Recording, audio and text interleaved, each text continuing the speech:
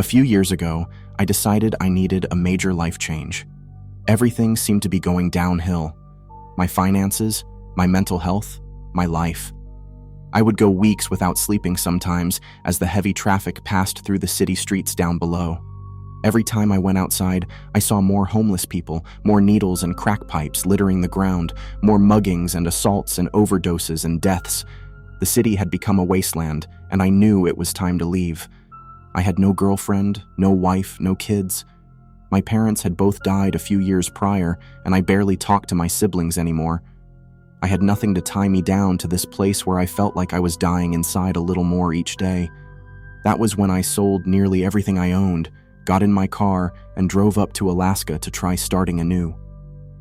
I bought a small cabin and a plot of land in the middle of its majestic mountains and dark, enchanting forests.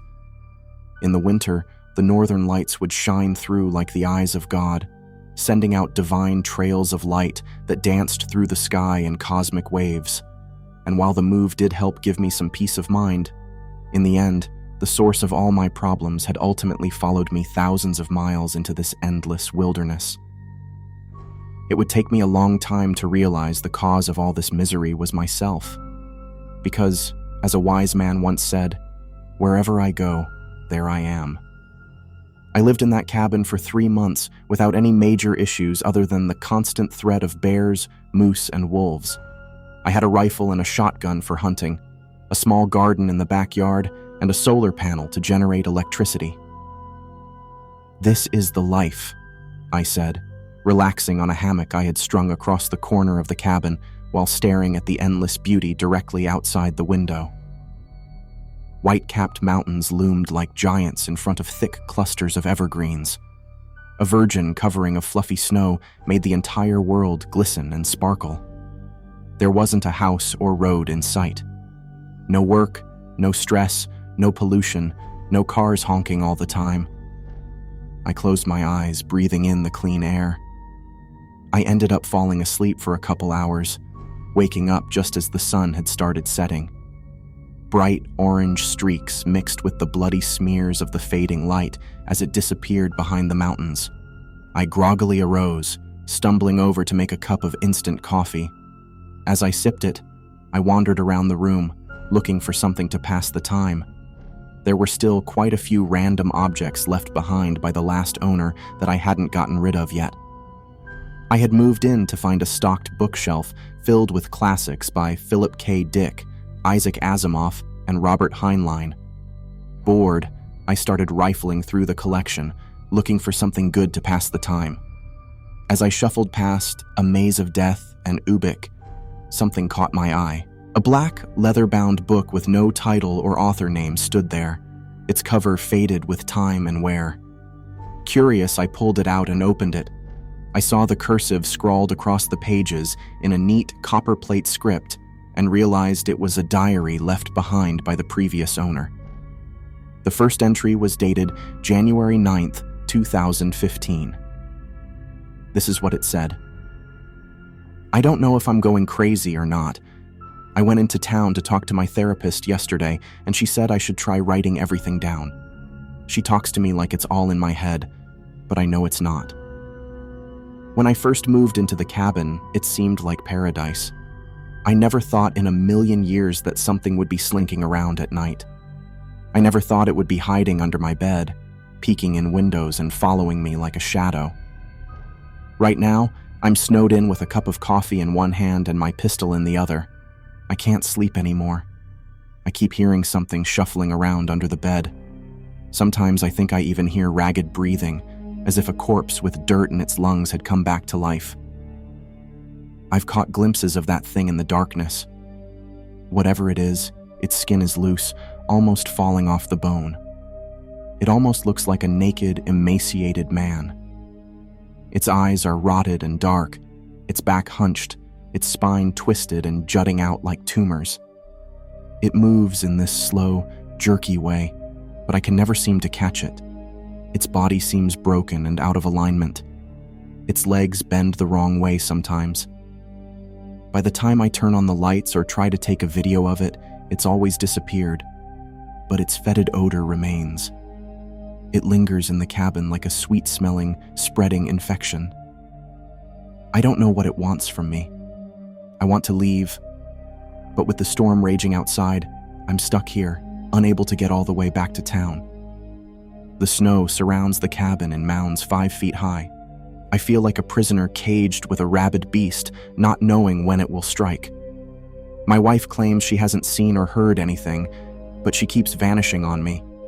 Last night, she disappeared in the middle of a snowstorm. Where did she go? I asked her in the morning, but she said she was here the whole time. She didn't remember anything. There's no way she went into town. There wasn't time, and the trails were impassable that far down.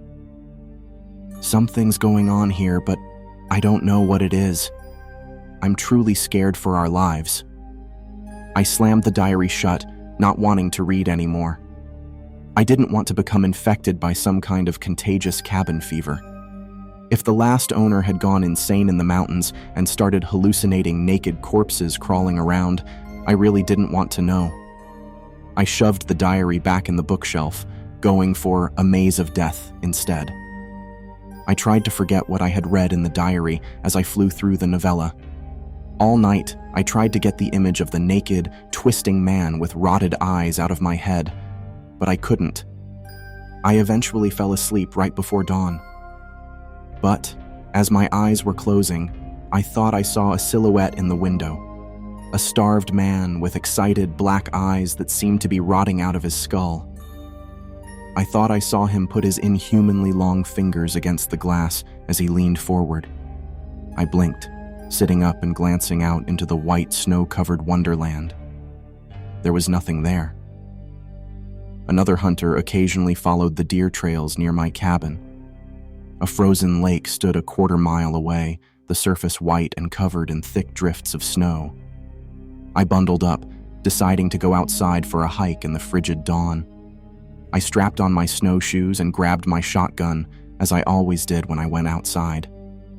I never knew when a polar bear might be waiting around the next tree, after all. I opened the door, seeing footprints pressed into the snow all around my house. At first, I thought it was that silhouette I had seen, the nightmarish thing from the diary. But the footprints didn't go over to my window. They followed the trail 20 feet away, veering off towards the frozen lake at the bottom of the hill. I glanced down in that direction, seeing a black figure plodding slowly forward. "Steve," I cried, recognizing my only neighbor in a 4-mile radius. He had a cabin about a mile away on his own little plot of land. He jumped, clearly startled by the sudden noise. His black snow pants and heavy fur coat swished together as he spun, raising his rifle high. When he saw me, he immediately lowered it and put a gloved hand up in a friendly greeting. "Hey Josh, surprised to see you up this early," he yelled over the muted, wintry landscape. Sounds always seemed different after it snowed, as if all the noise in the world had become faded and dead. "Yeah, I've been having a little trouble sleeping," I said, slinging my shotgun around my shoulder. "What are you doing anyway?" "Just a little hunting, you know," he said, giving me a sly wink. Animals are always most active around dusk and dawn, it seems. That's when I always have the best luck anyway. He stepped close to me, staring me in the eyes. "You do look like shit. Those bags under your eyes are big enough to carry groceries in." "Yeah, trust me, I know." "Hey, this might sound a little weird, but did you know the previous owner of this cabin?" I asked. Steve's wrinkled, old face fell into a scowl. His expression immediately became guarded and distant. Sure, we met," he exclaimed bluntly. He seemed to be searching my face for something, but I didn't know what. His reaction left me feeling off balance and nervous. "Is he still around?" I said. Steve's scowl deepened. "Buddy, I don't know what this is about, but he's dead. He's been dead. He died in that cabin, actually." He pointed a finger at my home accusingly. With those words, my heart seemed to drop into my stomach. Waves of dread flowed through my body like water. How did he die? Like a heart attack or something?" I asked. Steve's gaze turned downwards. He didn't meet my eyes. Do you know that Alaska has the highest missing persons rate in the entire United States? It's not even close. In fact, for the population size, we have far more people who go missing and never get found than anywhere else. They even have a name for it, the Alaska Triangle, Steve said, and we're square in the middle of it. I stared blankly at him, wondering where he was going with this. It seemed like a way to avoid answering my question. No, I didn't know that, I responded. Steve nodded, raising his head again. He heaved a deep sigh. Look, the thing with the last owner and his wife. It's somewhat disturbing. If you really want to know, I'll tell you, but it's certainly not going to help your peace of mind, and it definitely isn't going to help you get some sleep. I want to know, I insisted instantly. The wind started to whip past us. Flakes of ice and snow flew sideways in the sudden currents. Let's go back to your cabin then, Steve said, pulling his heavy fur-lined hood off and shaking out his long black hair behind him. I could use a bit of whiskey to warm up. We sat down with a bottle of Johnny Walker and 2 shot glasses. I wasn't much of a drinker, but Steve certainly was. He chugged 3 shots in the span of a minute. I sipped at mine, drinking half and putting it back down on the coffee table with a thunk. Steve grunted, hissing through his open mouth for a moment. Ugh, that's the good stuff, he said, slamming his chest as the burning liquor worked its way down. Steve looked up at me with a new sparkle in his eyes. Huh, so you want to know about what happened to Will Lenning? Well, I'll tell you that no one really knows the whole story. I used to see him occasionally, come down and have a drink and talk. We all know each other around here, obviously. I nodded, motioning him on. He seemed like a normal, upstanding guy. He kinda reminded me of you, actually. A young guy trying to escape the hustle and bustle of the city life, the cancer of the American dream. Well, he was here for maybe a couple months, I don't know. Everything seemed fine. We used to go skeet shooting occasionally, have a beer, you know. We'd get together with a couple other hunters who live closer to town and sometimes play some poker. I never saw anything odd about Will.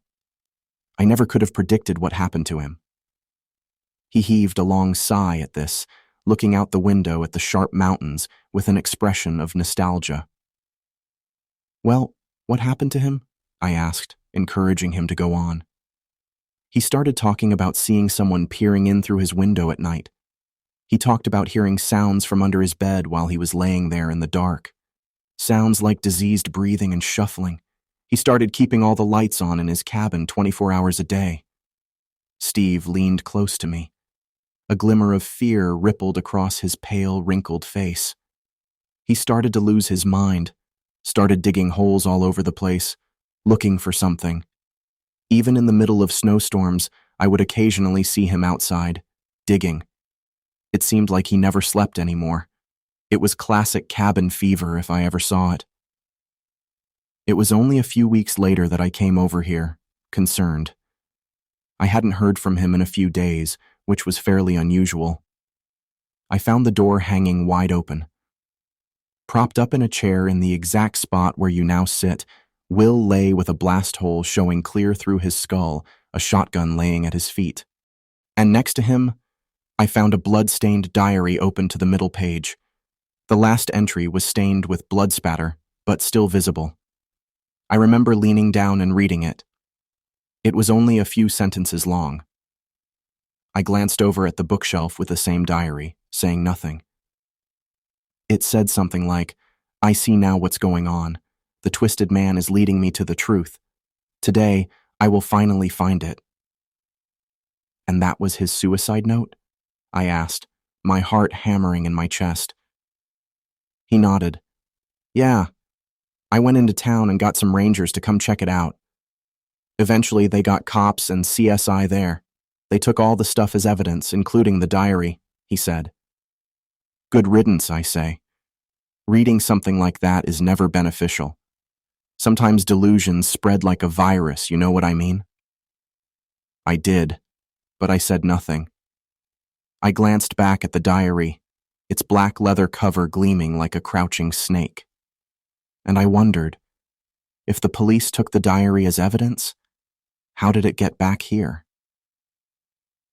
You said he had a wife living here with him too? I asked.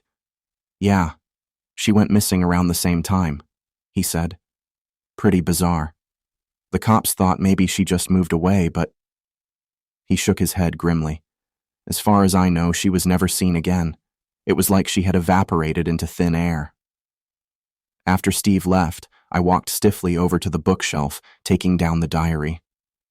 I flipped open through the pages. In the middle, I found the last entry.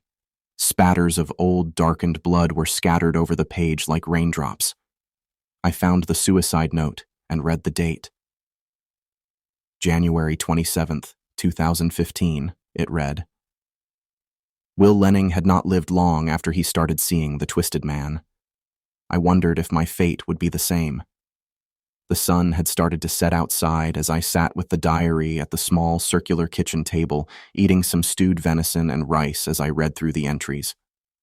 At the end, Will Lenning said the Twisted Man had been trying to guide him somewhere, that, in fact, the Twisted Man had been trying to protect him from some great evil rather than being the source of it. I scoffed, feeling a flash of anger at his stupidity. His naivety obviously led to his death. But then a flash of insight struck me like lightning. What if I was committing the same kind of stupidity? Perhaps I should just grab my gun and valuables and leave. I could take off on the snowmobile and be in town within a couple hours, but, in my heart, I knew I would not. Something about the mystery of all this beckoned me to stay. Like a siren leading sailors to destruction, my curiosity called out to me, and I knew I would not be leaving that night. I needed answers.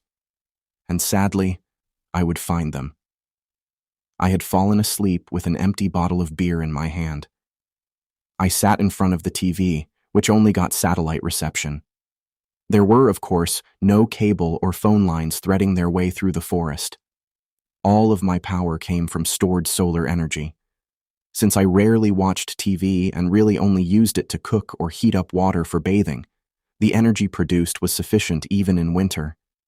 Tonight, though, I needed its sound, its mindless flashing of light and colors and canned laughter. It seemed to drive away the creeping, suffocating presence like a candle. I woke suddenly. The TV flashed with static.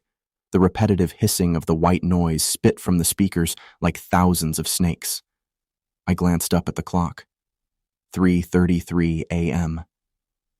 I looked around the dark cabin, confused for a long moment.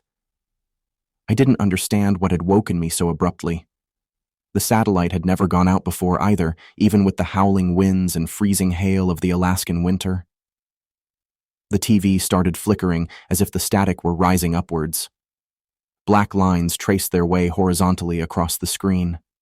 The hissing deepened into a gurgle, and for a second I thought I heard faint words behind the white noise. I thought I heard breathing, slow and diseased, like the death gasp of a drowning man. A black line rose across the TV, and an image came into view. The cabin was suddenly plunged into silence, except for the shrieking, wintry wind outside. I leaned close to the screen, confused at what I was looking at. It looked like a live camera feed of a room. As I took in the details, I realized it was my cabin. I saw myself in the chair, leaning close to the screen. I raised my hand, and the miniature version of me on the screen did likewise. Ice water seemed to drip down my spine as waves of dread coursed through my body. "What the fuck is this?" I whispered, looking back to where the camera should be. It was just a coarse wooden ceiling in that corner. I turned back to the screen and nearly screamed. The TV showed a pale, naked man crouching directly behind my chair now. With jerky movements, he rose, his broken spine twisting and shivering. A hissing voice rang out from the speakers. It spoke as if it had dirt and writhing maggots in its throat. "He is a killer, the shadow of death," it gurgled. "Many have fallen, many lie buried across this forest. You will be next. He is watching you." Long, broken fingers with blackened nails reached out to touch my shoulders. I jumped out of the chair, stumbling back as I spun around in terror. My back smashed into the TV, and it fell to the floor with a shattering of glass and an explosion of light. In those few moments before the darkness descended on me like a blanket, I thought I glimpsed a pale, sunken face with rotted, blackened eyes peeking out from behind the chair. I turned on every light in the cabin, but there was no sign of the twisted man now. I knew I had to get out of there, though. I thought about the warning that the voice had spoken. If the creature wanted to attack me, then why hadn't it just killed me while I was sleeping? None of it made sense. Who was watching me? The twisted man? And if he was, why warn me? Perhaps it was psychological warfare, I thought to myself. Perhaps the twisted man simply liked to play with his food before he ate it. Thoughts raced through my head at 1,000 miles an hour as I threw on snow pants and a couple heavy sweaters and coats. I covered up my entire body as much as I could to try to prevent frostbite. I had made up my mind to flee. There was no snowstorm tonight, though the entire landscape was blanketed in it, and I knew the wind chill would be like an ice blade whipping against my skin.